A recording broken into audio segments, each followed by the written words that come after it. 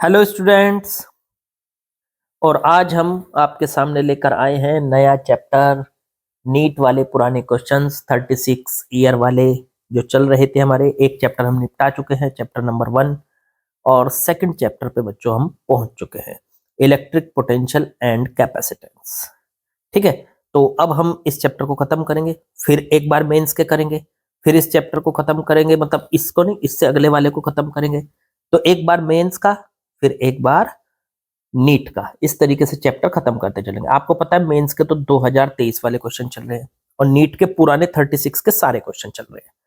तो जो मेंस वाले स्टूडेंट हैं उनको नीट वाले भी क्वेश्चन लगाने हैं, अपने भी लगाने हैं, और जो नीट वाले स्टूडेंट हैं उनको मेंस के भी लगाने हैं, अपने भी लगाने हैं। ये भी आप लोगों को पता होगा कि मेंस का भी जो नया सिलेबस है वो आ चुका है, 2024 वाला। और उसमें भी वही लगभग वही है जैसा नीट में है, लेकिन जो नीट में से कटा है वो लगभग उसी में से भी कट चुका है। तो मैं आपको नए सिलेबस पर बेस्ड ही क्वेश्चन करा के चलता रहूंगा आगे की तरफ। चलो आगे बढ़ते हैं, जरा क्वेश्चन को देखते हैं। क्वेश्चन नंबर 1 में क्या कहा है? An electric dipole is placed at shown in figure. एक इलेक्ट्रिक डाइपोल है जो कि एक फिगर में दिया हुआ है, आप लोगों को ये फिगर दे रखी है आपको बच्चों। और इलेक्ट्रिक पोटेंशियल जो इसका दिया है, इलेक्ट्रिक पोटेंशियल, देखो ये तो डाइपोल हो गया, यहाँ पे ये माइनस का चार्ज Q और ये प्लस का चार्ज Q, और दोनों चार्जेस के बीच का जो गैप है 6 सेंटीमीटर है। सेंटर बीचों बीच है O, और सेंटर से डाइपोल की एक्सिस पर 5 सेंटीमीटर दूर एक पॉइंट P है जहां का पोटेंशियल दे रखा है 100 वोल्ट, 10⁻²वोल्ट, तो मतलब 100 वोल्ट। तो आपको बताना है क्या बताना है, क्या बताना है? At P due to the dipole electric potential, P dipole free space and this. Sorry, ये 10⁻² जो है ये पोटेंशियल नहीं दिया, एक्चुअल में पोटेंशियल तो पूछा है और उसको जो निकालना है वो 10⁻² वोल्ट में निकालना है। चलो निकाल लेंगे, तो कोई बात नहीं। तो एक तरीके से ये 10⁻² जो दिया है ये इसकी यूनिट है। तो पोटेंशियल को निकालेंगे, देखते हैं क्या आता है। अच्छा बच्चों, यहाँ पे एक बात ध्यान रखनी है आपको। यहाँ पे एक डाइपोल दे रखा है, एक तरफ है उस पर माइनस का Q चार्ज, एक तरफ है प्लस का Q चार्ज, और सेंटर से R डिस्टेंस पे अगर हमें किसी पॉइंट पर पोटेंशियल निकालना हो तो उसके लिए एक डायरेक्ट फॉर्मूला यूज करते थे। याद दिलाएंगे क्या था? चलो मैं याद दिलाता हूँ, 1/4πε0, और वो था P/R² एक्सिस पर। लेकिन इस फॉर्मूले की ना एक खासियत थी, ये हर जगह नहीं लगता। तो ये वहां लगता था जहां पे ये डाइपोल बहुत छोटा हो, स्मॉल हो, और जहां हम पोटेंशियल निकाल रहे हैं वो डिस्टेंस, वो दूरी, मतलब ये R, ये काफी लार्ज हो।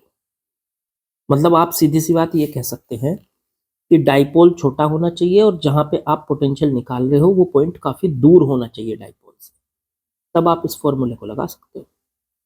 वरना वरना आप नहीं लगा पाओगे। मान लो डाइपोल छोटा है लेकिन आप बिल्कुल उसके पास ही निकालने लगे, जैसे ये है, ये एक डाइपोल है। देखो आप खुद डाइपोल के दोनों चार्ज के बीच का गैप कितना है, देखो यहाँ से है 3 इधर से है, 3 इधर से है, टोटल है 6, और 5 सेंटीमीटर पे सेंटर से आप फिर वो निकाल रहे हैं पोटेंशियल। तो ये तो सर डाइपोल को चाहे छोटा भी ना कहो या डाइपोल को छोटा भी मान लो, तो उसका जो आप पोटेंशियल निकाल रहे हो वो भी बिल्कुल उसके पास ही निकाल रहे हैं। तो ये फॉर्मूला यहाँ पे फेल हो जाता है बच्चों। फॉर्मूला लगने की अपनी कंडीशन होती है कि डाइपोल छोटा होना चाहिए और आप जहाँ पे फील्ड निकाल रहे हैं या पोटेंशियल निकाल रहे हैं वो पॉइंट काफी दूर होना चाहिए। तो क्या करें सर, आप इसको डाइपोल मान ही क्यों रहे हो? देखो क्या करो, आप एक काम करो, पहले प्लस का Q चार्ज देखो, मेरा एरो देखो कहाँ है, इस प्लस Q चार्ज से इस पॉइंट को देखो कितना दूर है। तो सर ये सेंटर से यहाँ से देखो O से, बिल्कुल O से और P तक की जो डिस्टेंस है वो 5 है, और O से प्लस Q तक की जो डिस्टेंस है वो 3 है। तो आगे बची 2 सेंटीमीटर, ये 2 है यहाँ से यहाँ तक। तो आप ऐसे सोचो कि इस प्लस क्यू की वजह से 2 सेंटीमीटर पे पोटेंशियल कितना होगा, मान लो V1 होगा, पहले उसे निकाल लेते हैं। तो सर एक प्लस का क्यू चार्ज है, उससे 2 सेंटीमीटर पे हमें पोटेंशियल निकालना है V1, तो कितना होता है, तो पोटेंशियल का फॉर्मूला होता है किसी भी चार्ज से 1/4πε0 क्यू बटे आर, लेकिन यहाँ पे क्यू कितना है, प्लस का क्यू, और बटे आर कितना है, इसकी डिस्टेंस यहाँ से यहाँ तक की 2 सेंटीमीटर, सेंटीमीटर को मीटर में कन्वर्ट करने के लिए 10⁻⁻² से मल्टीप्लाई कर दो। तो ये सॉल्व करके आ गया 1/4πε0 को इन्होंने के लिख रखा, उसको मैं भी के लिख देता हूँ। तो V1 बच्चों सॉल्व करके आ गया प्लस का के क्यू और बटे में 2 और 10⁻⁻² ऊपर पहुंच जाएगा 10⁻+2, इतना वोल्ट आ गया। ठीक बच्चों, ये आ गई आपकी V1 की वैल्यू, मतलब चार्ज जो आपका प्लस चार्ज है प्लस क्यू, उसकी वजह से कितनी वोल्टेज है P पॉइंट पर।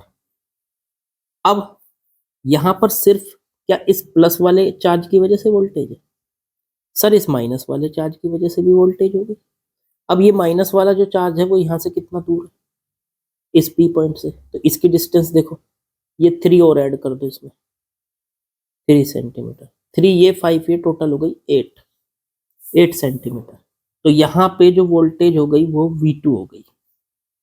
तो आप ऐसे कह सकते हो माइनस क्यू चार्ज से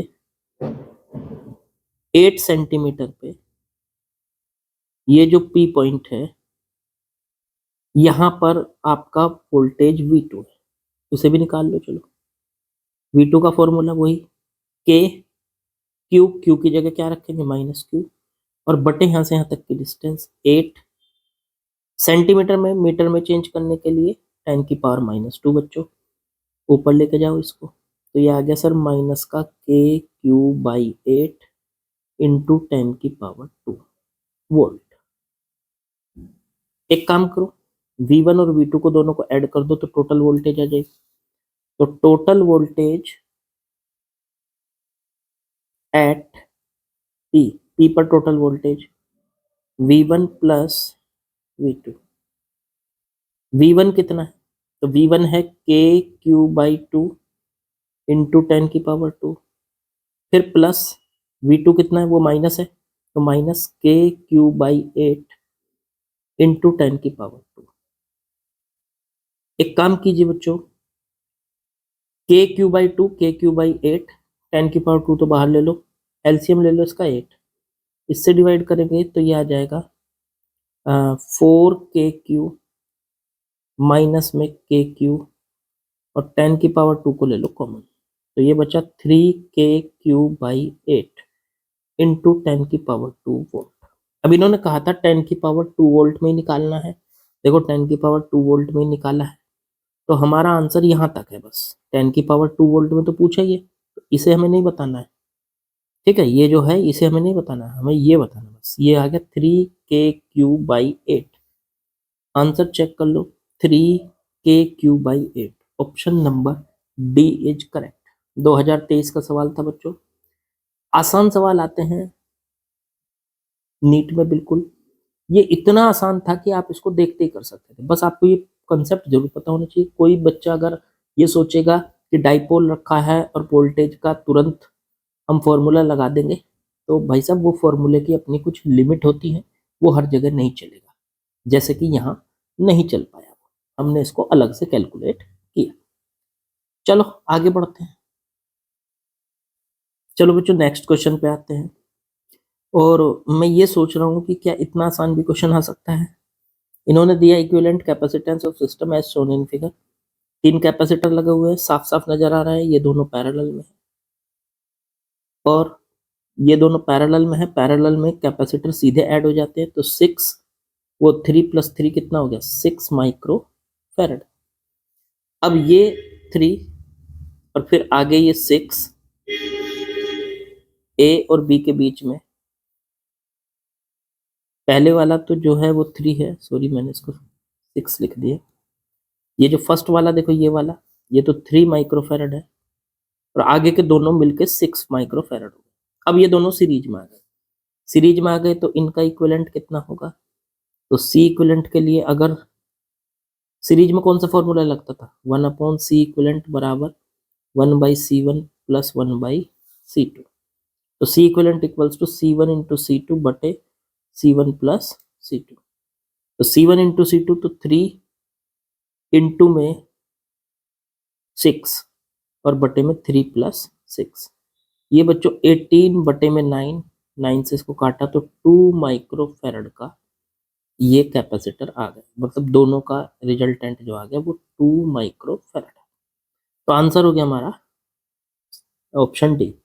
इतना आसान सवाल, मतलब आसान नहीं था, ये हद से ज्यादा आसान था। चलो आगे बढ़ते हैं। चलिए नेक्स्ट क्वेश्चन में आते हैं बच्चों। ये भी बड़ा आसान सा क्वेश्चन है। इन्होंने पूछा है इलेक्ट्रिक लाइन ऑफ फोर्स, मतलब इलेक्ट्रिक फील्ड की लाइन है, और इक्वी पोटेंशियल के बीच में कितना एंगल। तो भाई आपको बताते हैं, ये मान लो इक्वी पोटेंशियल सरफेस है, जब भी इसके अंदर से इलेक्ट्रिक फील्ड की लाइन निकलेगी तो उसका इसके साथ में एंगल जो बनता है वो 90 डिग्री बनता है। और ये ना प्रॉपर्टी आपको बच्चों याद होनी चाहिए।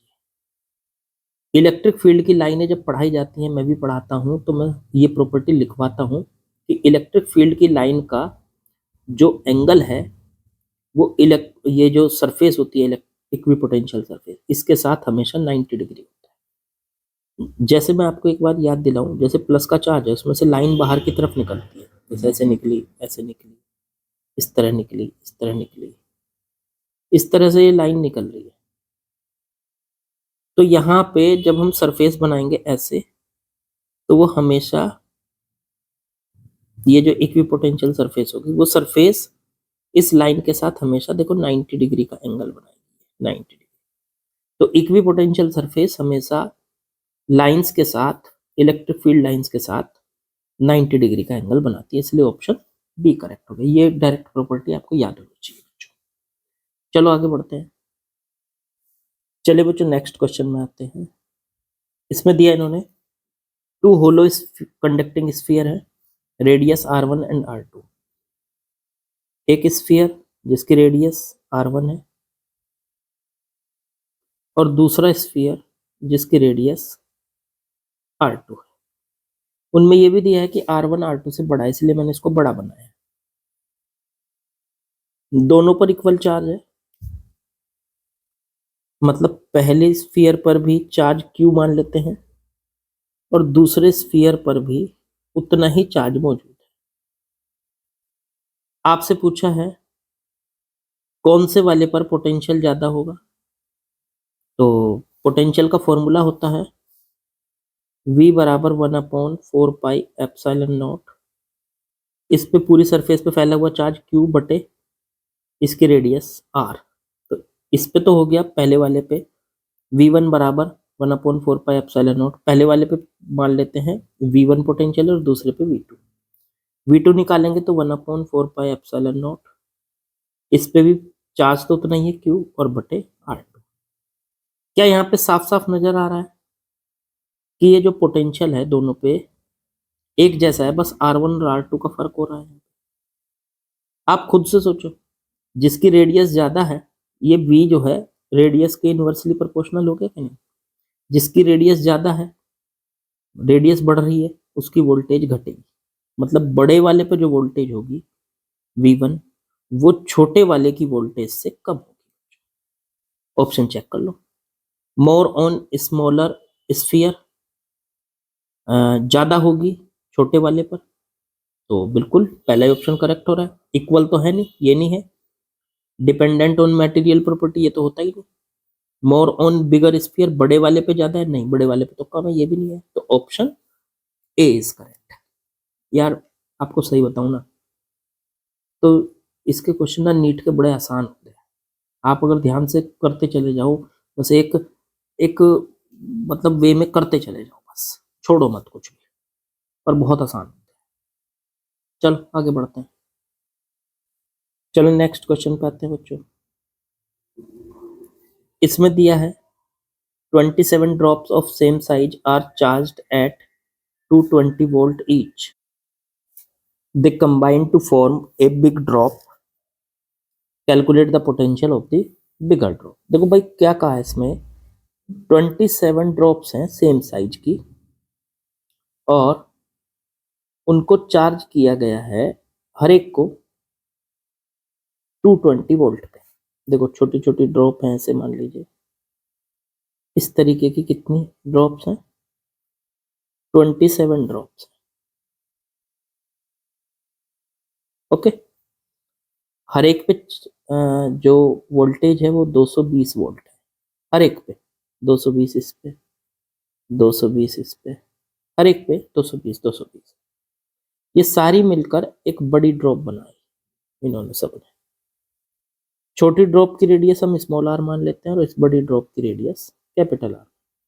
जब भी आपके सामने ऐसा सवाल आए जिसमें ड्रॉप मिलके बन रही है, तो उसमें छोटी ड्रॉप का सबका मिला के वॉल्यूम बड़ी ड्रॉप के वॉल्यूम के बराबर होता है। उससे क्या होता है, उससे ना हमें बड़ी ड्रॉप और छोटी ड्रॉप की रेडियस का आइडिया लग जाता है, रेडियस पता चल जाती है, सीधी सी बात ये कहते हैं। तो छोटी ड्रॉप का वॉल्यूम हो गया 4/3 पाई आर क्यूब, एक छोटी ड्रॉप का वॉल्यूम है। अगर इसमें मैं 27 से मल्टीप्लाई कर लूं तो सारी की सारी ड्रॉप्स का वॉल्यूम आ जाएगा और वो बराबर होगा बड़ी ड्रॉप के वॉल्यूम के 4/3 पाई कैपिटल आर के। 4/3 से 4/3 कट गया, पाई से पाई कट गया, 27 आर क्यूब बराबर कैपिटल आर क्यूब। एक काम करो, 27 को लिख लो 3 का क्यूब और आर का क्यूब बराबर कैपिटल आर क्यूब। तो इसको 3r का होल क्यूब बराबर कैपिटल आर क्यूब लिख सकते हैं। अब दोनों तरफ का क्यूब रूट कर दो, मतलब क्यूब हटा दो दोनों तरफ से, तो ये बच गया 3r बराबर कैपिटल आर। इसका मतलब बड़ी ड्रॉप का जो रेडियस है वो छोटी ड्रॉप से 3 गुना है, 3 टाइम्स। अब आपसे पूछ लिया कि छोटी ड्रॉप पे वोल्टेज थी 220। अब देखो किसी भी ड्रॉप पे जो वोल्टेज होती है या किसी भी स्फीयर पे जो वोल्टेज होती है वो कितनी होती है, उसका फॉर्मूला क्या होता है, वन। देखो याद करो, ऐसे जैसे मान लीजिए ये स्फीयर है और इसकी रेडियस स्मॉल आर है, तो इसकी सरफेस पे वोल्टेज कितनी होती है, उसका फॉर्मूला होता है 1/4πε0।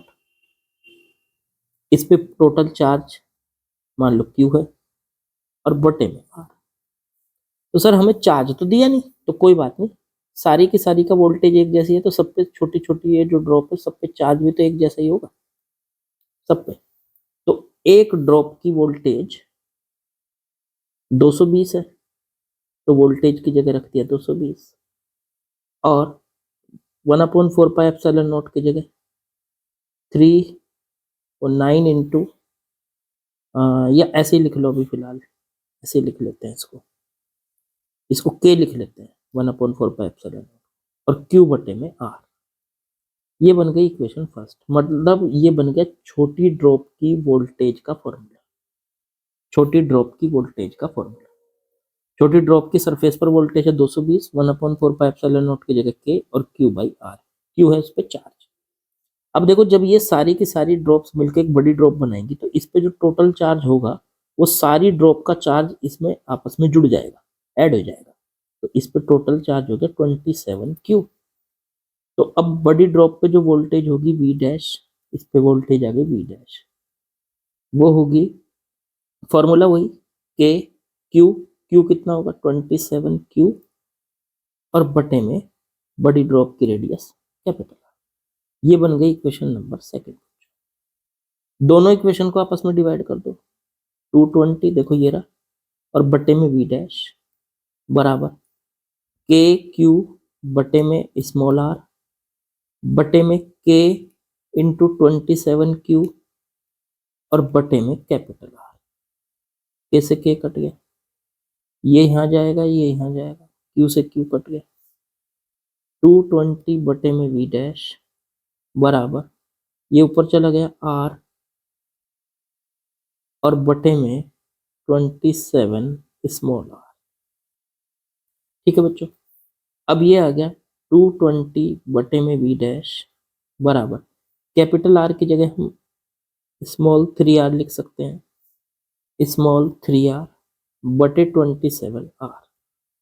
r से r कट गया बच्चों, 3 से 27 को काट लो, 9 की मल्टीप्लाई कर लो तो v डैश बराबर 220 इंटू में 9। आसानी से आंसर आ गया 1980 वोल्ट।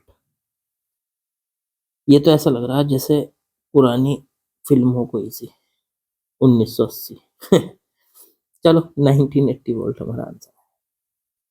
तो बच्चों ये भी आसान सवाल था, कुछ नहीं, 2021 का नीट का क्वेश्चन था। आए हुए सारे सवाल हम कवर कर रहे हैं, बस साथ में लगे रहिए आप, परमानेंटली सवाल करते रहिए, और लास्ट की मेरी बातें भी कुछ सुन लिया करो, थोड़ा सा ज्ञान बढ़ेगा तुम्हारा। और बाकी लाइक शेयर सब्सक्राइब कमेंट वगैरह सब कुछ कर दिया करो यार, ठीक है, बहुत मेहनत करता हूँ तुम्हारे लिए। चलो अगली वीडियो में मिलते हैं।